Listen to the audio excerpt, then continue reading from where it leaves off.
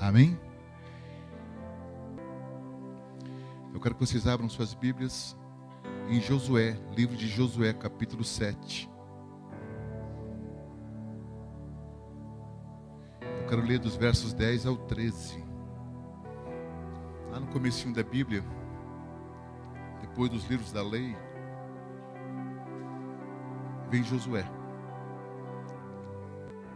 A partir do verso 10 diz assim a palavra do Senhor: O Senhor disse a Josué: Levanta-se, por que você está aí prostrado?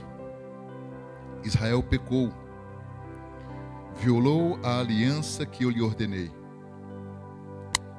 apossou-se de coisas consagradas, roubou-as, escondeu-as e as colocou junto de seus bens. Por isso, os israelitas não conseguem resistir aos inimigos. Fogem deles porque se tornaram merecedores da sua destruição. Não estarei mais com vocês, se não destruírem do meio de vocês o que foi consagrado à destruição. Vá, verso 13, santifique o povo. Diga-lhes: santifiquem-se para amanhã, pois assim diz o Senhor, o Deus de Israel: há coisas consagradas à destruição no meio de vocês, ó Israel, e vocês não conseguirão resistir aos seus inimigos enquanto não as retirarem. Feche teus olhos, curva a tua cabeça. Pai, no nome de Jesus, nós te agradecemos nessa manhã por tua presença. O Senhor foi entoado em meio aos louvores, a adoração do teu povo. E nós te agradecemos, meu Deus, porque podemos participar do teu corpo e do teu sangue. Aqueles, meu Deus, que já confessaram o Senhor, aqueles que creram em seus corações, meu Deus, e entregaram as suas vidas a Ti, tem o privilégio, meu Deus, de participar do teu corpo e do teu sangue nessa manhã. Ao teu Santo Espírito eu peço ajuda, para que Ele possa nos convencer, Senhor, porque somente Ele. Eu poderia ficar em cima deste altar horas e horas falando, mas se o Senhor não convencer, em vão a nossa pregação neste lugar. Fale conosco, meu Deus, eu te peço, no nome de Jesus. Amém. Amém? Deixa eu contar para vocês um pouco do meu testemunho, porque na realidade essa palavra está no meu coração já faz alguns dias, e eu muito temeroso para poder pregar, com muito cuidado, para poder passar para vocês o que Deus colocou no meu coração. Eu aceitei Jesus Cristo em um ponto de pregação lá no Cangaíba. Era uma casa que a Ednaide ia lá, e um certo dia, numa dessas indas e vindas naquele lugar, eu levantei as minhas mãos e reconheci Jesus como Senhor. Eu vim do Espiritismo. A Ednaide era mãe de santo,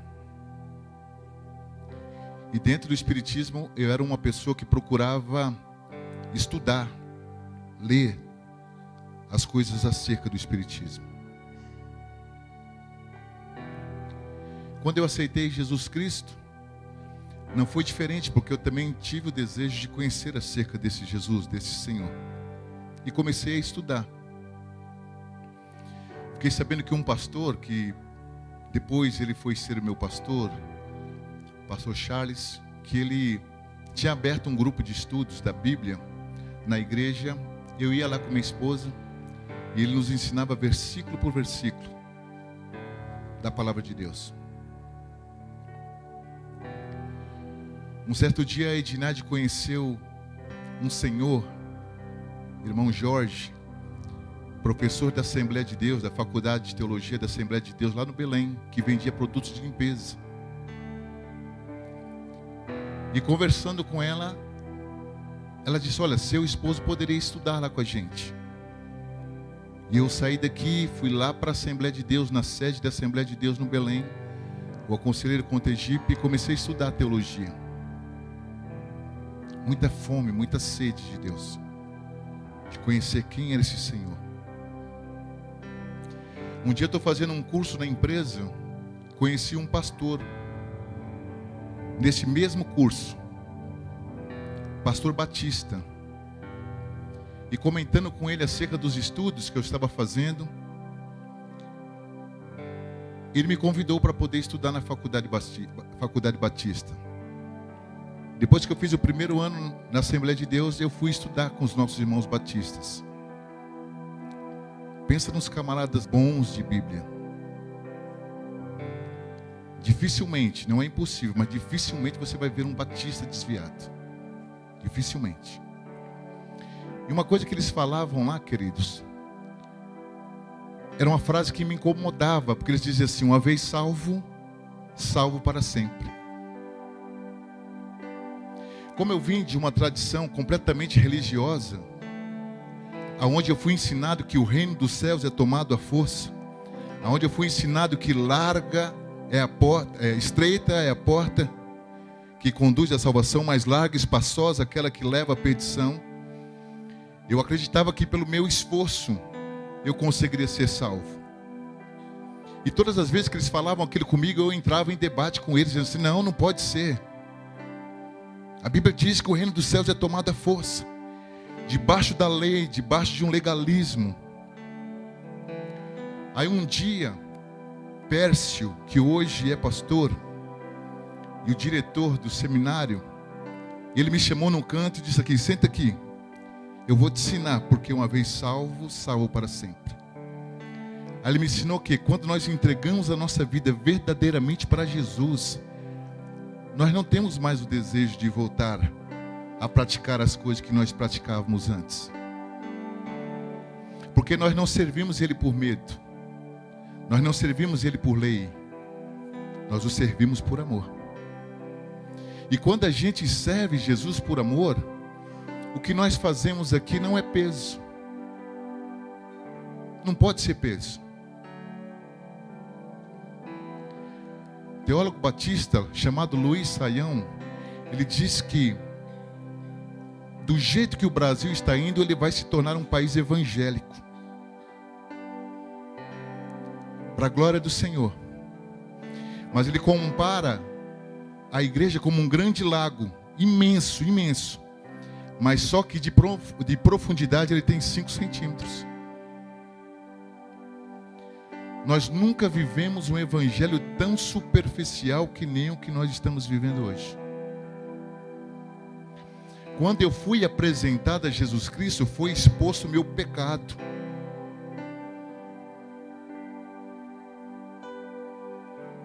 Eu lembro que quando a Edinade foi evangelizada pela irmã Leninha, ela foi direto em Apocalipse. Ela abre a Bíblia em Apocalipse: e ficarão de fora os cães, os feiticeiros, os idólatras.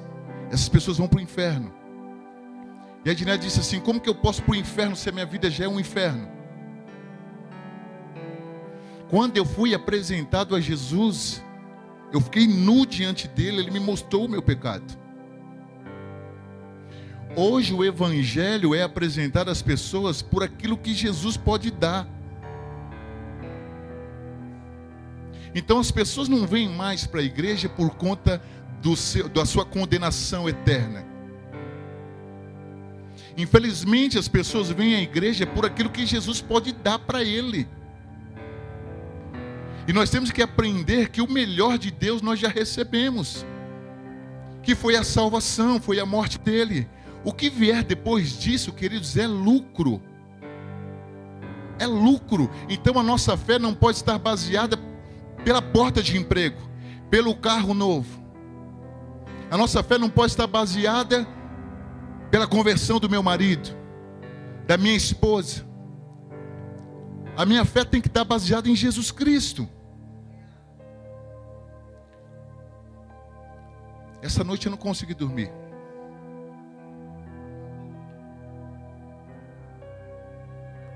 Coloquei umas músicas, fiquei escutando. Depois eu desci lá para a cozinha, fiquei sentado na cadeira, 3 horas da manhã, escutando a música de Thales Roberto, que que expressa muito bem como que Jesus me achou. Estava perdido, desacreditado. Mas ele me achou, me deu um abraço.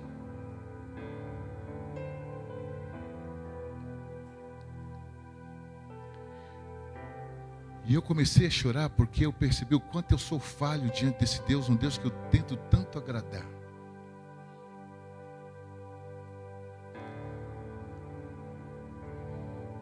Pastor Antônio Carlos, da Igreja Presbiteriana do Rio de Janeiro, ele diz que nós corremos um sério risco quando nós trazemos Moisés para o púlpito e retiramos Jesus daqui. Moisés representa a lei. A lei vai falar para vocês, não faça isso, não faça aquilo, você não pode, você não pode. E é impossível nós conseguirmos viver debaixo da lei. Sabe por quê?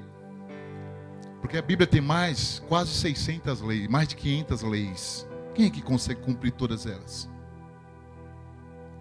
Algumas igrejas retiram Jesus daqui de cima e colocam Moisés aqui.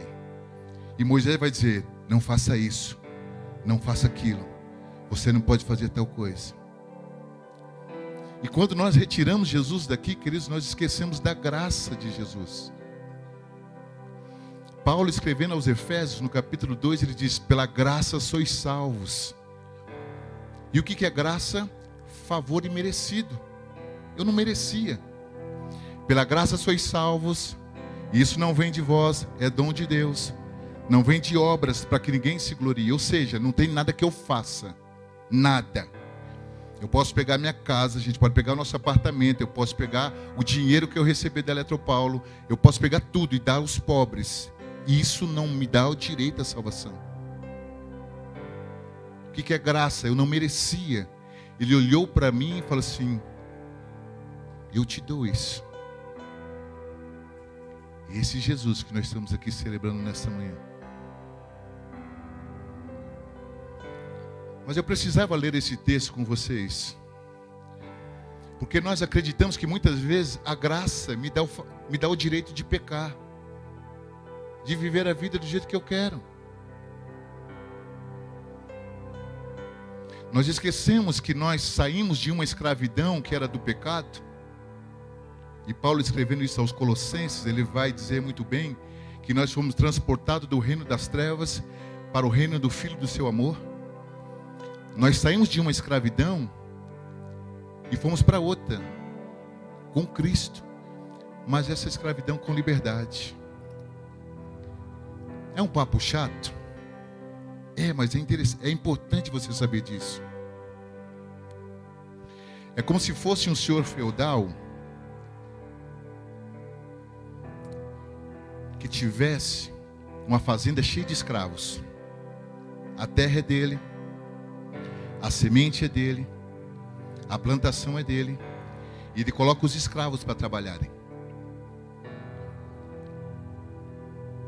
Quando chega a época da colheita, os escravos vão lá e colhem, aquele senhor feudal vai e pega tudo para ele. Porque a terra é dele, a semente é dele, a colheita é dele. Um outro senhor, olhando essa situação, o que ele faz? Vou comprar esses escravos dele. E vai lá e compra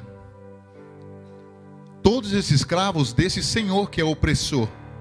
E coloca ele lá na terra dele, com as sementes deles, com as coisas dele. E na hora da colheita, os escravos vão entregar tudo para esse novo senhor. Esse novo senhor fala assim, eu não quero, eu quero só uma parte. Vocês fiquem com 90% disso e me dê 10%. Para que esses 10%? Para que eu compre mais escravos e os coloque em liberdade. Vocês conseguem compreender o significado do dízimo?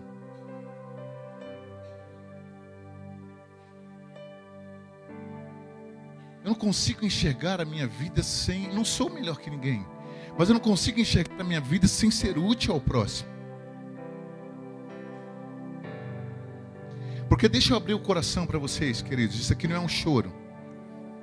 Mas eu ser pastor aqui, a não ser a gratidão que eu tenho ao nosso Senhor e um peso de dívida enorme a Ele, pelo que Ele fez, da onde Ele me tirou, não tem atrativo nenhum. Porque eu não recebo um centavo de salário. Não tem nada que fala assim, ó, você tem que ficar aqui porque você vive disso. Não, pelo contrário, muita preocupação, noite sem dormir. Porque temos dívidas para pagar, temos contas a pagar, temos pessoas para ganhar para o reino de Cristo. Loucura, onde pega um cara e fala assim, olha, você vai ser pastor aqui, você vai abrir a comunidade, o povo desse prédio vai descer ali, e vocês descem aqui sem me conhecer, sem saber da minha história, sem saber da minha vida, sem saber para onde eu vou, para onde eu deixei de ir. E vocês estão aqui nessa manhã, não por causa de um homem, mas por causa de Cristo. Por causa desse Senhor que nos tirou do peso da escravidão e nos pôs em liberdade. Então, quando eu me entrego em trabalho, em oferta ao Senhor, outras pessoas vão participar disso. Não era nem isso que eu ia falar. Mas a Bíblia fala a respeito de Jacó. Vamos ter o nosso painel dia 7, 8 e 9 de setembro. E uma das ministrações que nós temos fala a respeito desse camarada. Camarada que engana o teu irmão, rouba o direito dele de ser o primeiro, de receber a bênção dobrada do pai, e ele tem que fugir, porque senão o irmão mata ele. E quando ele está fugindo, queridos, a Bíblia diz que ele dorme. Quando ele dorme, ele tem um sonho com Deus. Ele tem uma experiência subjetiva. Como eu e você podemos ter experiência com Deus através de sonhos.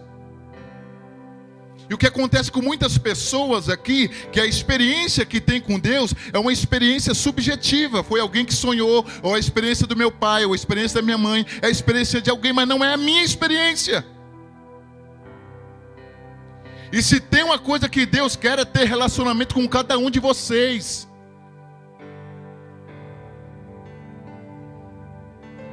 Quando em Gênesis capítulo 4 diz que Adão conheceu a Eva, ou seja, teve relações sexuais com ela, essa palavra em hebraico significa o mesmo relacionamento que Deus quer ter comigo e com você. Para vocês verem o quanto é íntimo isso. Aí esse camarada tem uma experiência através de sonhos. E Deus fala que ele é o Deus de Abraão, que é o Deus de Isaac, o avô e o pai dele. E vai ser Deus dele também. E vai fazer ele próspero, porque ele vai para uma terra prometida. Quando ele acorda, o que ele faz? Uma promessa vazia. Senhor, se o Senhor me abençoar, eu vou te dar dízimo de tudo que eu tenho. Quantas promessas eu e você fazemos assim vazias, sem fundamento? Deus, se o Senhor me der, eu vou fazer tal coisa. Só que nessa crise, nesse conflito, o que acontece? Eu estou tretado, eu estou brigado com meu irmão, eu não tenho relacionamento com meu irmão.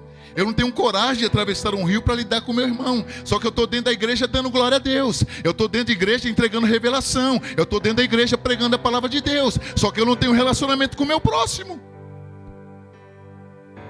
Eu não consigo atravessar um rio para compartilhar com o meu irmão. Que experiência é essa que nós temos? Que cristianismo é esse que nós vivemos? Nós queremos o que Deus tem para nos dar. Aí estou sentado com um amigo, sexta-feira, vou evangelizar esse camarada.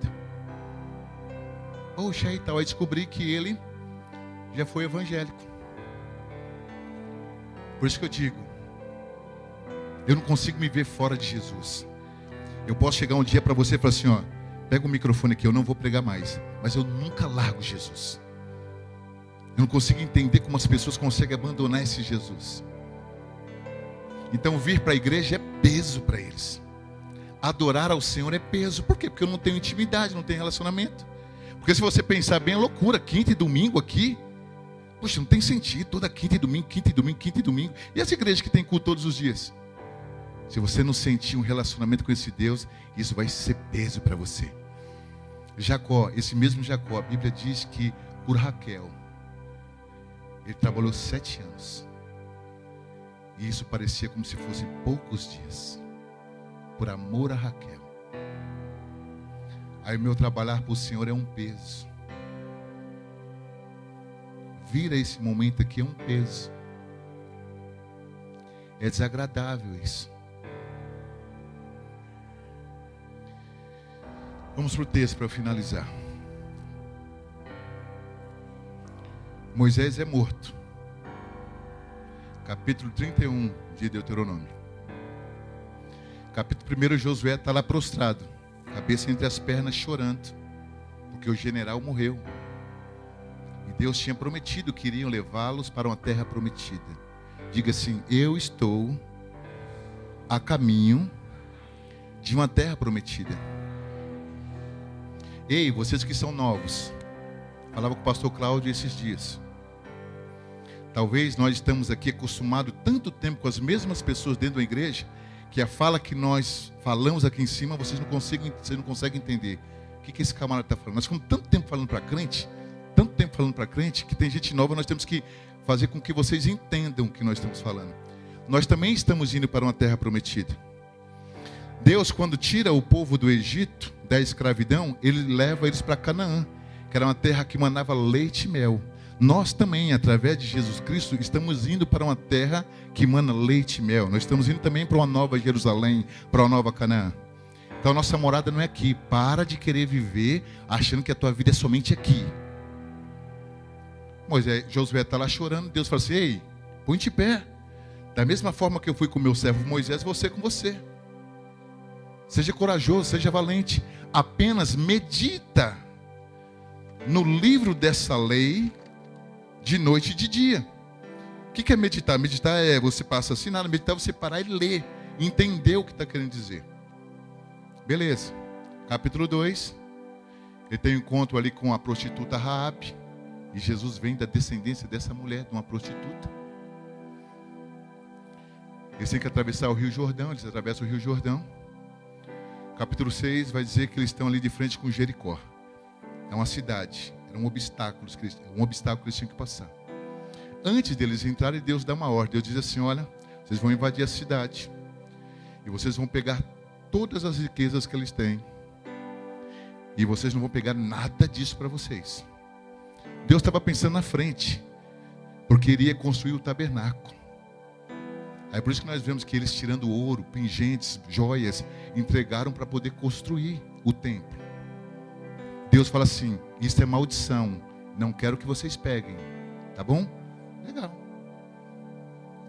Chega no capítulo 7, a Bíblia diz que um soldado, diga um soldado.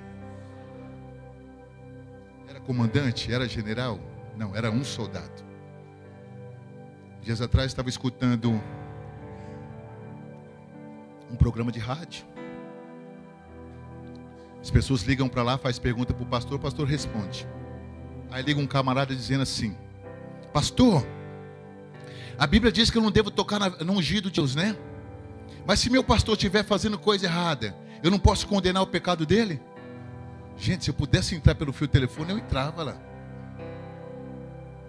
Eu entrava. Aí o pastor ensinou todo o contexto de ungido de Deus.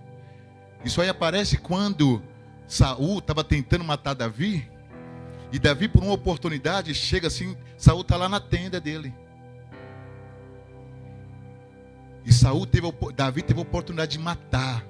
E ele diz assim: eu vou tocar no ungido do Senhor? Isso no Antigo Testamento. No Novo Testamento, nós somos ungidos do Senhor, queridos. A Bíblia diz que Ele nos constituiu reis e sacerdotes. Então não é mais só o pastor. Por que o pastor do pecado, por que o pecado do pastor é maior do que o pecado de um membro? Então do pastor eu tenho que apontar o dedo e condenar? Não estou aqui me defendendo não, viu, queridos? Mas do outro eu não posso? Qual a diferença que tem? Olha esse texto. Diz que um homem chamado Acã foi para a batalha. Eles vencem a batalha. O que ele faz? Pega 200 ciclos de pratas, um de ouro e uma capa babilônica. Esconde debaixo da tenda dele. Presta atenção. Segunda cidade que eles têm que invadir é uma cidade chamada Ai.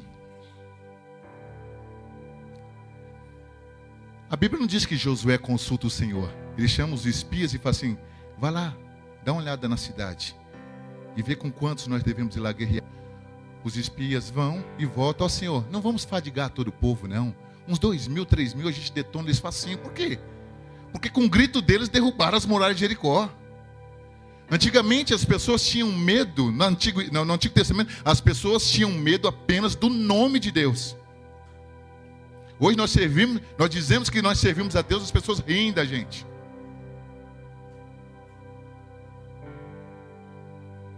Aí Josué fala assim: tá bom, então manda lá. E vão 3.000 homens. Na hora que eles chegam na cidade de Ai, queridos, esses homens saem na retirada. Os homens da cidade saem correndo atrás deles e matam 36 homens. 36 chefes de família. Por causa do pecado de um homem. Era general? Não, era um soldado. A Bíblia diz que Josué se coloca em terra e vai consultar ao Senhor. E Deus fala assim para ele: Josué, Israel pecou. Interessante que ele não fala Acã pecou. Deus sabia quem pecou. Deus fala Israel pecou. Quando eu peco lá do lado de fora, quando vocês pecam lá do lado de fora, a igreja toda de Cristo sofre. Quando eu engano meu patrão, quando eu tenho relações sexuais com a minha namorada e eu não sou casado com ela, eu vou ser claro com vocês. Dias atrás eu preguei aqui e falei uma coisa. Quando eu cheguei em casa, de novo, eu falei assim: amor, essa palavra eu achei, falou pesado. Eu falei assim: eu vou ser claro para que eles possam entender. Porque na última ministração que eu preguei, eu disse assim: olha, feche as fontes da tua vida que alimenta o seu inimigo. Lembra disso? Talvez muitos de vocês estão aí pensando: que fonte é essa? O que esse cara está falando? É o pecado. É a trapaça. É a coisa fácil lá fora. É as coisas que você vão cedendo. Estão aqui ainda? É necessária essa palavra. Então, quando eu tenho a confiança do meu sogro, da minha sogra, e tenho relações sexuais com a minha namorada, que ainda não é minha esposa, eu estou fazendo algo que desagrada a Deus, que entristece a Deus. Quando eu estou no meu serviço, e eu vejo lá uma facilidade para poder desviar algumas coisas, o cara do almoxerifado fala assim: poxa, Viola, ó, tá facinho aqui, você faz uma reserva e a gente divide esse material. Na empresa, dias atrás, pegou um cara, a polícia estava investigando outro cara, pegou um cara que estava afastado, restrito, não podia pegar peso, com 400 quilos de cobre. Como eu viro para minha filha, para minha esposa, assim: eu estou sendo mandado embora porque eu roubei 400 quilos de cobre.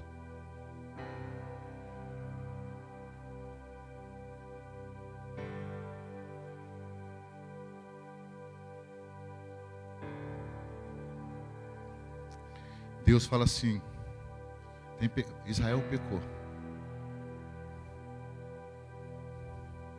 E você vai chamar tribo por tribo.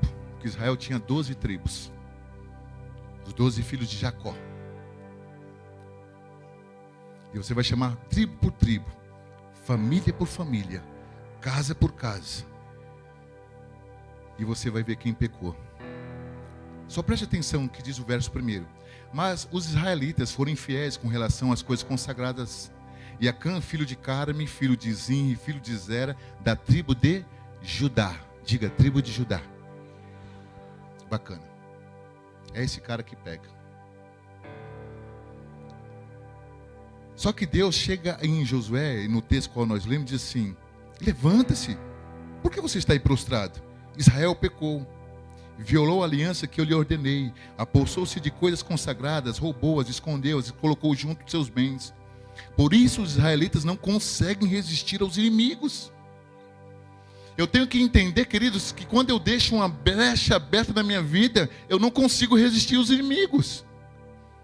Nós colocamos agora no nosso Peniel uma ministração chamada legalidade. O que é legalidade? É quando eu abro as portas para que o inimigo possa agir dentro da minha vida. E foi isso que Acã fez. Um soldado.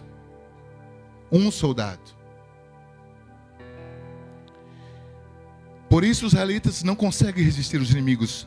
Fogem deles porque se tornaram merecedores da sua destruição. Não estarei mais com vocês, se não destruir do meio de vocês o que foi consagrado à destruição.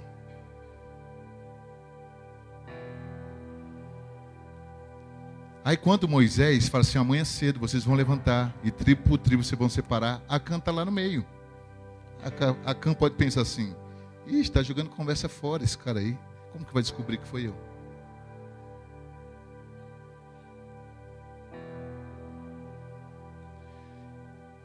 Pode ser que os pais de famílias comecem a chegar dentro de casa, meu filho, foi você que pegou? Foi você que pegou? Amanhã a gente vai se apresentar diante de Moisés.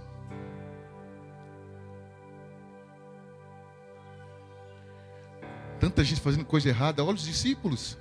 Na última ceia com Jesus Cristo, na última Páscoa com Jesus Cristo, Jesus fala assim, um dos que estão aqui, esse vai me trair. Queridos, a Bíblia diz que um começa a perguntar assim, será que sou eu? Será que sou eu? Eles não tinham convicção. Eles sabiam que estava pisando a bola. Beleza. Aí a sorte cai aonde? Na tribo de Judá. A tribo de Judá começa a chamar família por família. Até chegar na casa de Acã. O general Josué chega, dá-te glória a Deus, eu te peço. Quem está pecado não consegue dar glória a Deus. Acã vai lá e confessa o que ele tinha feito. E não coloca a culpa nos outros. Muitas vezes nós queremos culpar a situação. É o governo. É muita pressão na minha cabeça. É a mulher que tu me deste. Não, ele vai lá, assume a responsabilidade. Sim, foi eu que pequei.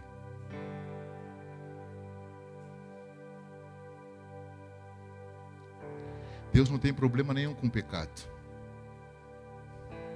Deus tem problema com o pecado escondido. O salmista Davi, no Salmo 34, ele diz assim, quanto eu encobri os meus pecados, meus ossos se secavam dentro de mim. Que o diabo fica ali condenando. Mas Provérbios 28:3 diz, aquele que encobre as suas transgressões nunca prosperará, mas aquele que as confessa e as deixa, alcança misericórdia.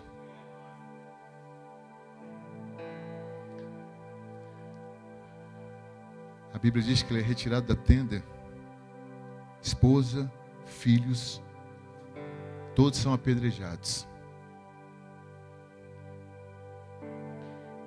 E com aquelas pedras faz-se um memorial. Que antigamente se levantava pedras, altar com pedras, para se fazer um memorial, para dizer o que aconteceu aqui. Ali ficou de memorial para que todo mundo que passasse ali, um filhinho que passasse, um neto que passasse, vô, pai, que pedras são essas? Senta aqui que eu vou te contar.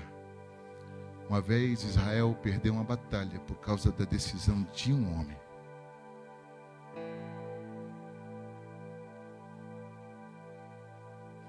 Quando eu disse para vocês que essa palavra para mim era pesada, porque eu não quero terminar ela aqui com lei. Nós não precisamos servir a Jesus por lei, mas nós podemos servi-lo por graça. Isso quer dizer que eu não vou pecar mais? Não, gente. Eu peco todos os dias, da forma como eu falo, da forma como eu enxergo, a forma como eu me visto. Eu peco todos os dias. Se eu falar para vocês que eu não sou pecador, mas esse momento é um momento para a gente fazer uma análise. Como que estão os meus lábios? As coisas que saem da minha boca. O profeta Isaías, no capítulo 6, diz que quando o rei Uzias morreu, ele subiu ao templo. Capítulo 6, ele profetizou capítulo 1, 2, 3, 4, 5. No capítulo 6, o rei Urias morre e ele vai ao templo. Quando ele vai ao templo, ele tem um encontro com o Senhor. Ele viu anjos subindo e descendo, ele viu a glória de Deus naquele lugar. Quando ele vê a glória de Deus, ele diz assim, ai de mim que vou perecendo. Ai de mim, que sou um homem de lábios impuros e habito no meio de um povo de impuros lábios. Jovens, cuidado aonde anda a sua língua. Acreditando que pode falar palavrão, homem, mulher, esposo, esposa, cuidado com as maldições que vocês lançam.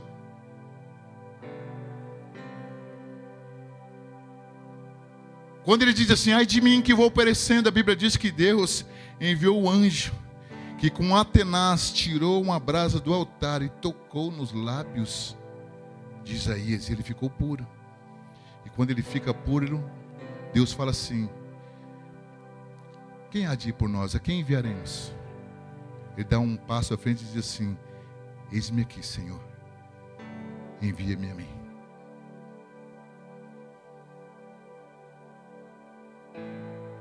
Cuidado com as coisas que nós estamos praticando lá fora. Mas essa manhã é uma manhã de quebrantamento, queridos. É amanhã que nós fazemos uma alta análise de nós mesmos. Vocês que nos visitam, me perdoem, queridos. Eu poderia aqui estar pregando uma palavra que te jogasse para cima. Mas essa é a palavra que Deus tem para nós essa manhã. Porque nós não podemos servir a Jesus por lei. Nós temos que servir Jesus por amor. Finalizo citando para vocês 1 João, primeira carta de João, capítulo 1.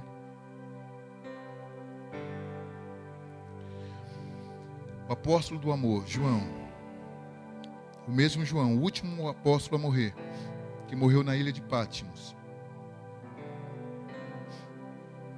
O verso 5 diz assim, essa é a mensagem que dele ouvimos e transmitimos a vocês. Deus é luz e nele não há treva alguma. Se afirmarmos que temos comunhão com ele, mas andamos nas trevas, mentimos e não praticamos a verdade. Se porém andarmos na luz, como ele na luz está, temos comunhão uns com os outros. E o sangue de Jesus Cristo, seu Filho, nos purifica de todo pecado. Se afirmarmos que estamos sem pecado, enganamos a nós mesmos e a verdade não está em nós. Mas se confessarmos os nossos pecados, ele é fiel e justo para perdoar os nossos pecados e nos purificar de toda injustiça. Nosso relacionamento com Deus não pode ser baseado em medo. O nosso relacionamento com Deus não pode ser baseado naquilo que Ele pode nos dar. Esse amigo que eu estava falando para vocês, a gente estava na base de Santo André. E quando ele descobriu que eu ia para o lugar dele, ele ia para outra base operacional, ele me disse assim, me ensina essa oração aí, cara. Porque você está vindo para o meu lugar, eu vou para um lugar completamente difícil de trabalhar, longe da minha casa. Ele queria que eu ensinasse uma oração para que resolvesse o problema dele momentâneo. Mas foi o mesmo cara que eu sentei na mesa e comecei a falar de Jesus. Ele falou assim, eu já fui evangélico. No começo da minha jornada foi muito difícil. Passei fome com minha esposa quando eu casei. Ele contando para mim. Brigava muito com meu pai. Muita briga. E eu morava dentro da casa dele. Eu tinha que sair dali por causa da briga que eu tinha com ele. Na frente da minha casa tinha uma mulher que morava num apartamento. Eu bati lá na porta dela e disse assim, porque ela conhecia o pessoal da construtora. Ele disse assim, será que eles me vendem sem dinheiro? Eu só tenho um fundo de garantia, não tenho mais nada. Ela foi lá, bateu na porta dos construtores, explicou a situação, deixou ela como uma fiadora. Não, pode vender para ele. Eu falei assim, Viola, eu passei os 4 primeiros meses sem ter que pagar nada lá. Depois que eu comecei a pagar. Esse casal, quantas vezes eu não tinha mistura. E eles batiam na minha porta lá, depois descobri que eles eram cristãos. E depois acabaram me levando para a igreja deles. Aí quando as coisas estabeleceu, sabe o que aconteceu? Vocês imaginam? Hoje ganha uma boa grana, a esposa ganha também uma boa grana. Não preciso mais de Deus. Para que eu vou na igreja? Perder tempo com esses loucos aí? Quinta-feira, de domingo? Sair para evangelizar? Meu dízimo, minha oferta para poder fazer as coisas na igreja? Nada. Esses fanáticos aí. Só que o mesmo cara que foi ajudado tempos atrás é o cara que está falando assim: ei, me ensina a orar essa oração. Porque quer ver os seus problemas resolvidos, queridos. Nossa fé com Deus, nossa caminhada com Deus não pode ser baseada naquilo que Ele pode nos dar, mas naquilo que Ele já nos deu. Se você puder escrever essa frase e pregar na tua geladeira assim: olha, a minha vida com Deus não pode ser por aquilo que Ele vai fazer, mas por aquilo que Ele já fez por mim. Porque quando você compreender que a salvação é a melhor de todas as bênçãos, você para de correr atrás das outras. Quando você entender que o teu nome está escrito no livro da vida, sabe o que é isso? Que um dia a palavra do Senhor diz que esse livro vai ser aberto. E não vai perguntar quais obras nós fizemos. Não vai perguntar quantas mensagens eu preguei e as pessoas foram salvas. Esse livro vai ser aberto e precisa estar escrito o meu nome lá. Porque se meu nome não estiver escrito nesse livro da vida, eu não entro. Não entra onde, pastor Cláudio? Nessa terra prometida, nessa nova Canaã, queridos. Ei, preste atenção, finaliza aqui a mensagem. Eles estavam indo para uma terra que manava leite e mel, ou seja, tinha tudo nessa terra. A Bíblia diz que 2 homens eram necessários para carregar um cacho de uva. Era a terra que Deus deu para eles. Diz assim: olha, essa terra mana leite e mel. Tudo que plantar dá, beleza? Você só tem que ir para lá. Só que ele se perde com 2 quilos de prata e meio quilo de ouro. Nós estamos entregando uma terra que emana leite e mel por coisas pequenas. Por eu ficar com carinha hoje com a menina amanhã, por ter relações sexuais, por receber alguma coisa ilícita, eu estou trocando tudo isso por conta de algo fantástico que eu vou receber lá na frente. Eu estou abrindo mão dessas coisas hoje, por conta de tudo aquilo que Deus tem para mim. Hoje, homens e mulheres vão servir vocês com esse vinho e com esse pão, que simbolizam o corpo e o sangue de Jesus. Mas a palavra de Deus diz, queridos, que nós vamos para um lugar que não precisa de eletropaulo, que não precisa dessas lâmpadas, porque a presença dele é a própria luz. E a Bíblia diz que não vai precisar de homens que sirvam, o próprio Jesus Cristo. Nós vamos assentar diante dele e ele vai nos servir, queridos. Por que isso não me impulsiona a viver por ele? Fazer com que eu ganhe mais pessoas para ele, para que eu anuncie mais a obra dele, para que eu venha com esse lugar com expectativa, com meu coração aberto, sabendo que Deus vai ouvir, que Deus vai mover os céus e que Deus vai abrir as portas ao meu favor. Por que eu não vivo para ele da mesma forma que Jacó trabalhou por Raquel, e 7 anos pareciam poucos dias? Aí o meu servir na igreja não vai ser peso, o meu cantar não vai ser peso, vir limpar não vai ser peso, eu vim aqui adorar não vai ser peso, vai ser alegria. Porque a promessa de Jesus Cristo é quando ele vai subir, ele diz assim: ficai em Jerusalém, até que do alto vocês sejam revestidos de poder, e vocês vão ser as minhas testemunhas. Poder para nós fazermos a obra dele, autoridade para fazermos a obra dele. Isso não é peso, isso é alegria. Então quando você entrar aqui tem que ser festa, tem que ser júbilo.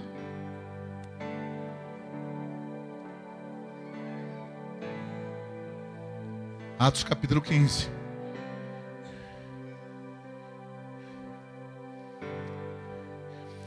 Diz que Deus vai restaurar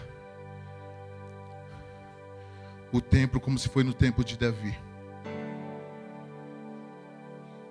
Primeiro tabernáculo feito por mão de homens. Segundo tabernáculo feito por Salomão. Terceiro tabernáculo reconstruído por Zorobabel. Mas Davi tinha uma coisa diferente que esses outros tabernáculos não tinham. Quando Davi leva a arca, novamente para Jerusalém, queridos. A Bíblia diz que ele entra pulando, saltando, cantando, dançando de alegria. Vale mais um dia na casa do Senhor do que 1000 dias fora deles. Deus diz: eu vou restaurar a adoração de Davi. É isso que Deus está procurando. Que a gente venha aqui com o coração alegre, mesmo com luta, mesmo com prova, mesmo com dificuldade, mesmo com conta para pagar, mesmo sabendo que nós não temos que comer, nós entramos por essas portas com alegria. Porque nós fomos chamados para fazer duas coisas: adorar e servir, adorar e servir, adorar e servir. A adoração e o serviço têm que andar juntos, lado a lado. Eu adoro o Senhor e eu sirvo ao Senhor. Eu não venho para esse lugar para ser adorado, para ser bajulado. Eu venho a esse lugar para adorar o Senhor. Se coloque de pé, queridos. Oh, Jesus. Vamos cantar a Deus uma canção.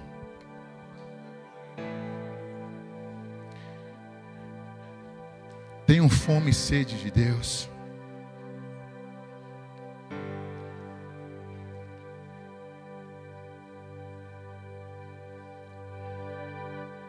Não troque o seu direito de passar a eternidade com Deus por 15 minutos de prazer.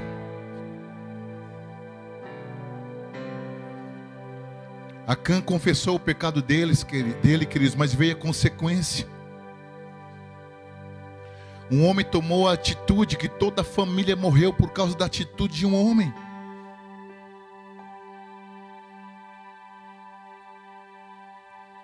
Mas essa manhã é a manhã de quebrantamento, onde nós podemos falar com o Senhor, pedir perdão a Ele.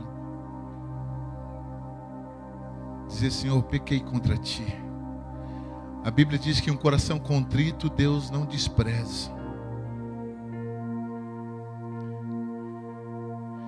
Quando Deus fala para Josué: Josué, levanta.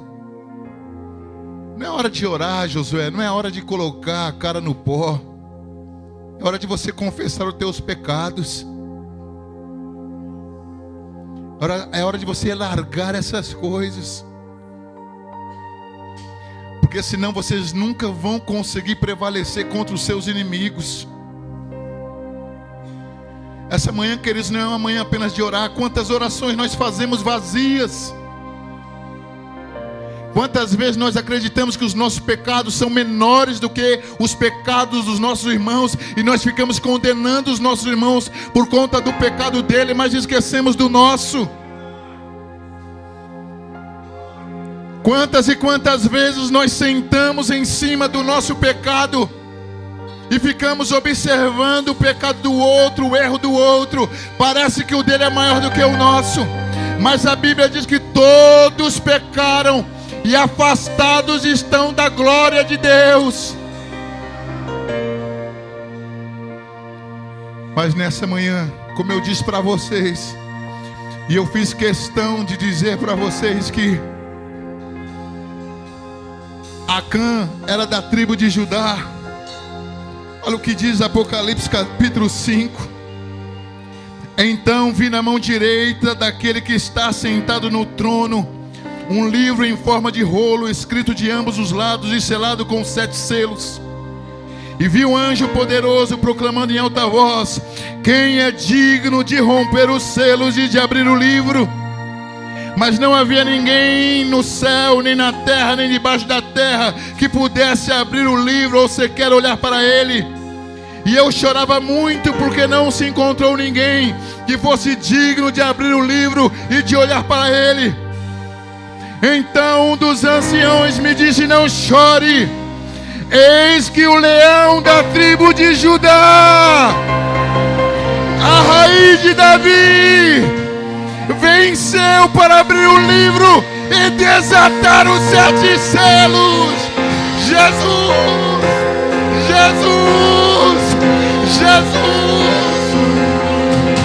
Ele venceu para desatar os selos, e não existe mais separação entre Deus e os homens.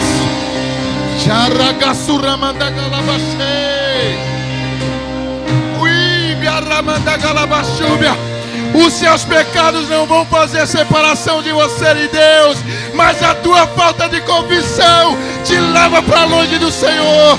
Nessa manhã, o leão da tribo de Judá está aqui. Ele disse: eu vim para desatar os 7 selos.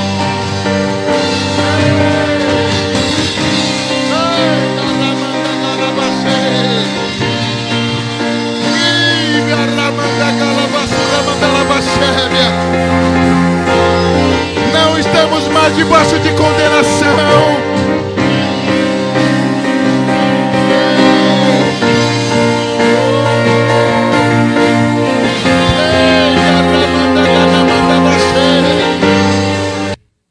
Que vocês tenham uma semana abençoada, próspera no Senhor. Semana de bênção, de portas abertas, prosperidade para vocês. Estenda as mãos para cá. Que o amor de Deus, que a graça e a paz de nosso Senhor e Salvador Jesus Cristo e as doces consolações do teu Espírito Santo seja com todos, não só hoje, mas para todos sempre. Todos digam amém. Dê um abraço em 10 irmãos, sejam abençoados na prática da palavra.